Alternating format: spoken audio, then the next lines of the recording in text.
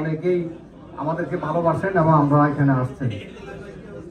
আমি আসলে আমাকে বলা হয়েছে কেন বাংলাদেশ সোসাইটিতে গত জীবনে কি কাজ হয়েছে আমার ধারণা নেই, অথবা এই প্যানেলটাতে কেন আপনারা ভোট দেবেন, এই দুটি কথা প্রকাশ্যে বলার জন্য।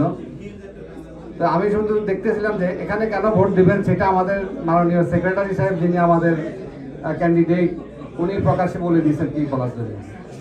এর সাথে বেশি তার নিজের কথা আমি আর কিছু বলবো না।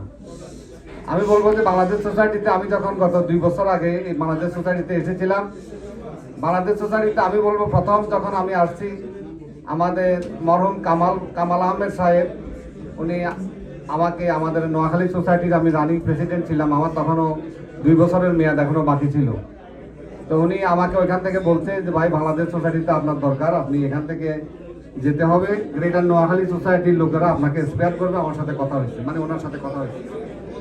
আমি নোয়াখালী সোসাইটির লোকদের সাথে বসে বললাম যে ভাই আমি এখানে আসছি, আমার আরও 2 বছর আছে এখানে, আপনারা কেন আমাকে ওখানে পাঠাতে চাইতেছেন? বললো যা প্লিজ আপনারা একটু আমার কথাগুলো একটু শুনেন, আমি একেবারে শর্টলি শেষ করবো।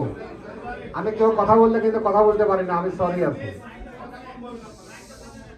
আমি অত্যন্ত দুঃখিত। আমি 5 মিনিটের ভিতরে শেষ করে দিব, 5 মিনিট।